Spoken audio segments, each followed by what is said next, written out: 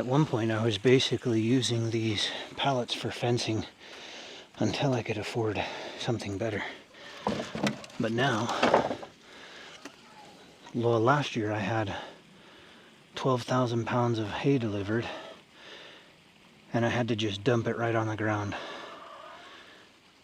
And with the I called around to get a freight truck, and with the cost of the truck and the raise in the cost of the hay, it's almost the same deal to just go get it myself from the local feed store, and that'll just be more convenient. Plus they're the small bales, so I can lay down these pallets on high ground and drop them, well, stack them nice and neat and tarp them nicely.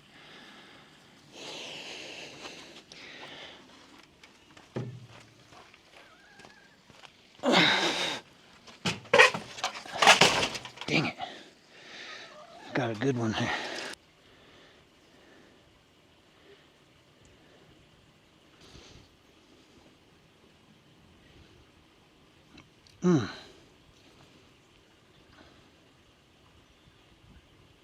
There we go. Nice. I got it.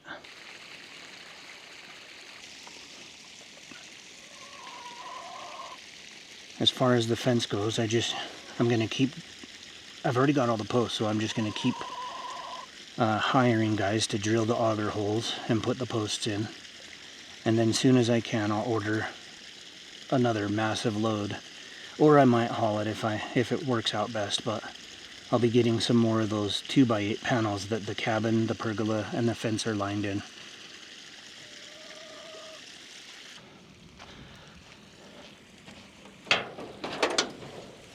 As far as the truck goes, I've got the exhaust off. I've got the intake off.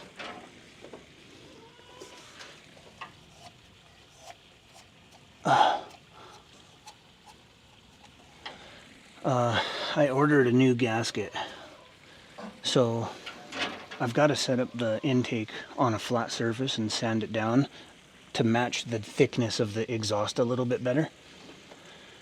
And then I can put on the new gasket. You know, I got to button the intake and the exhaust together, which is a pain in the ass. And then I think I need to reset the valve lash.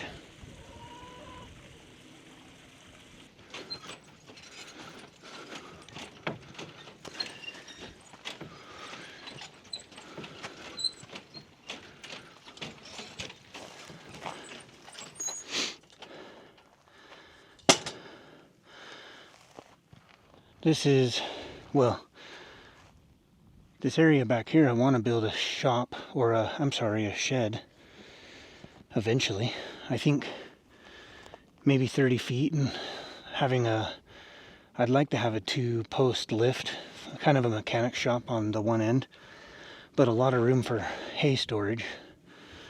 Maybe a tack room for the horse gear, and maybe a spot for a farmhand, but this is where I dumped 12,000 pounds of hay last year, and it's the highest point here. So I'll just clear these things out of the way and lay down pallets here in front of my little scrap yard, and then I can stack the hay nice and neat right here.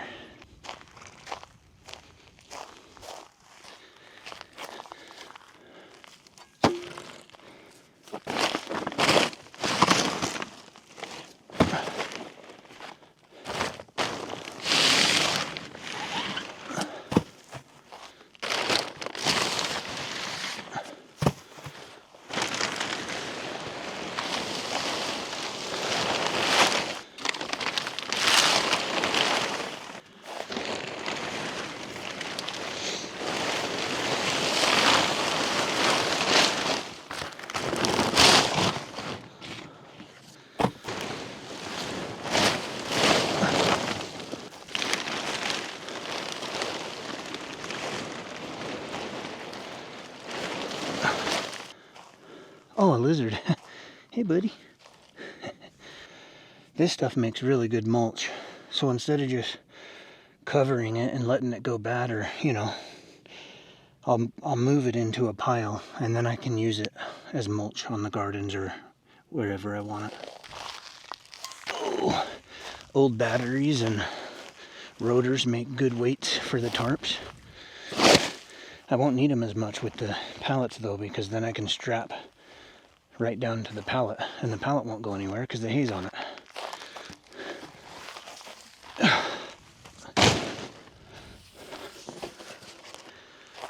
We'll go get a rake.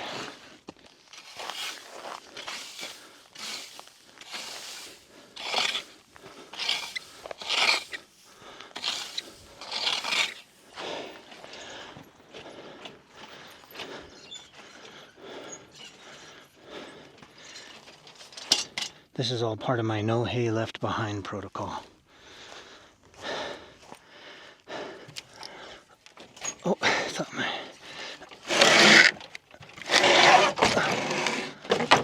thought that might slide better.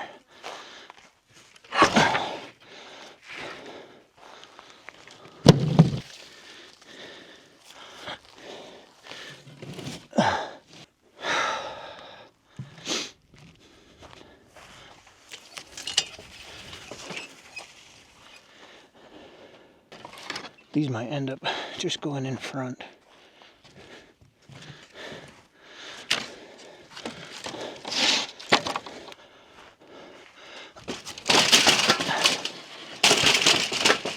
That is the correct way.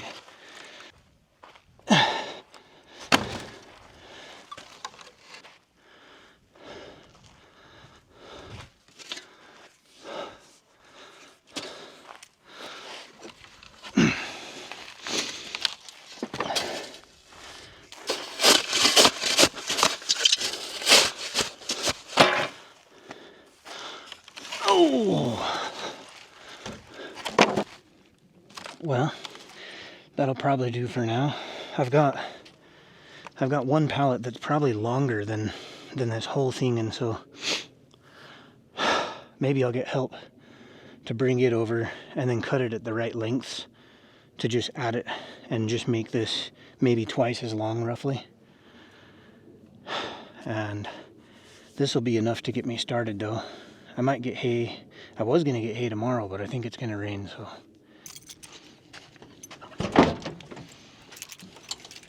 Oh.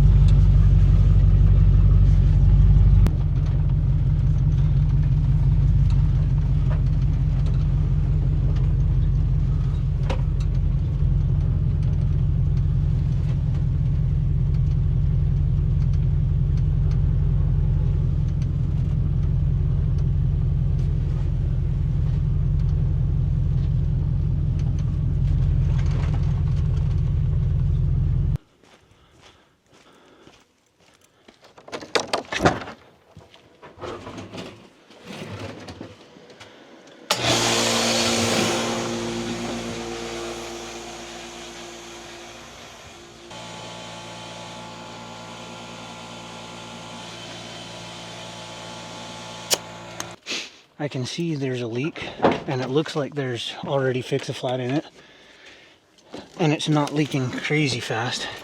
So I'm just going to back up about 9 inches and see if overnight the Fix-A-Flat that's already in there fixes the flat.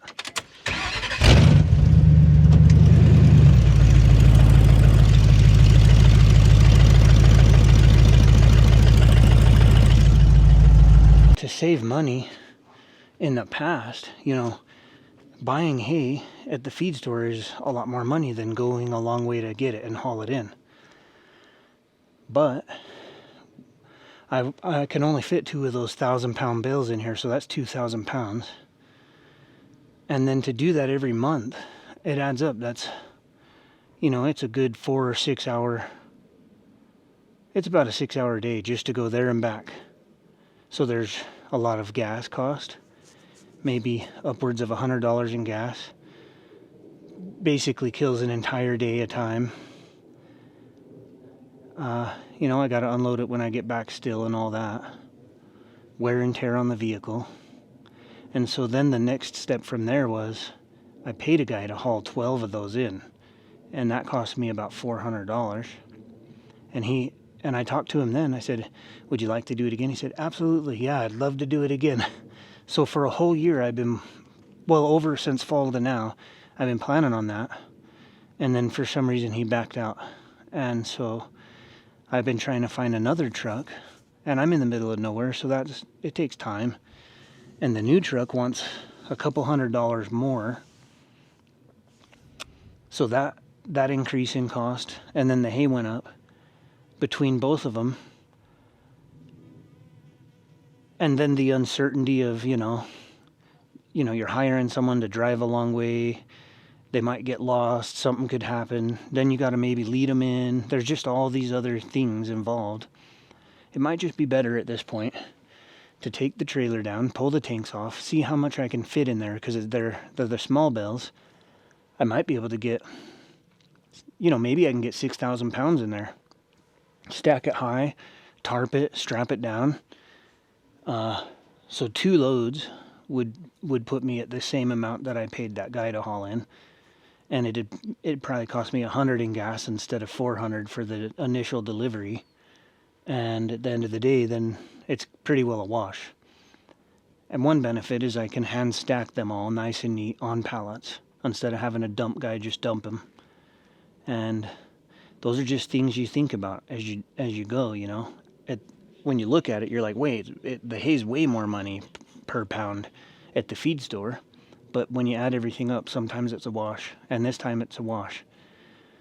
So I'm just going to do what's most reliable, go get it myself. And then next time, maybe by next time, I've got somebody that wants to charge a much more fair price for delivery. And before long, I might just have my own truck and trailer or a dump truck or whatever I need.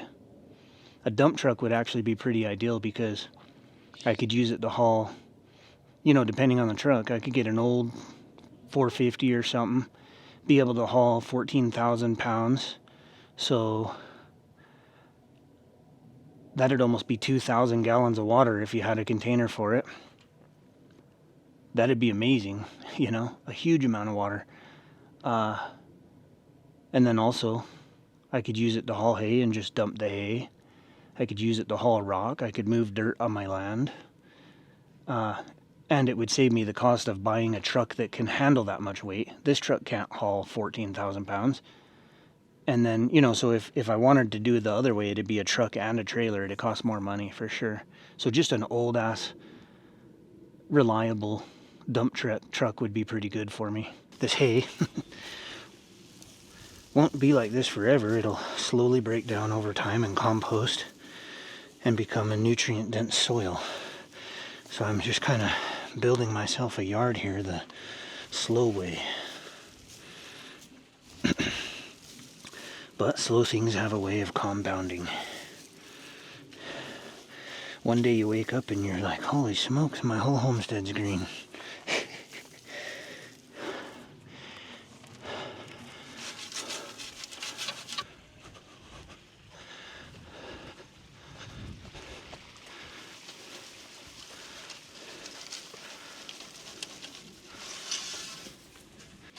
By the way, it was really windy for a while yesterday.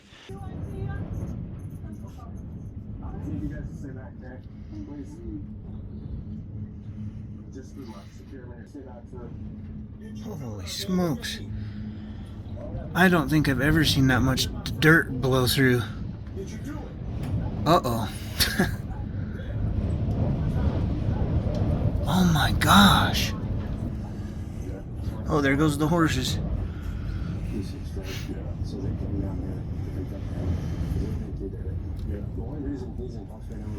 Poor horses are getting sandblasted.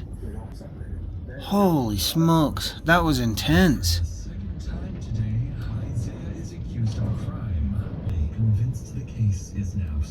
Uh-oh, part of the geothermal's blowing away.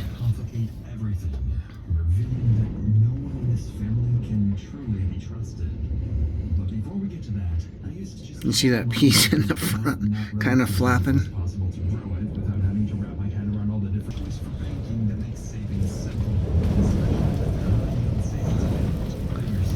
Oh no, oh no, some of it did blow off. And you can see this fruit tree is perfect, which is crazy because even parts of the geothermal blew away. But with that fence right there, normally these leaves would have just been blown off.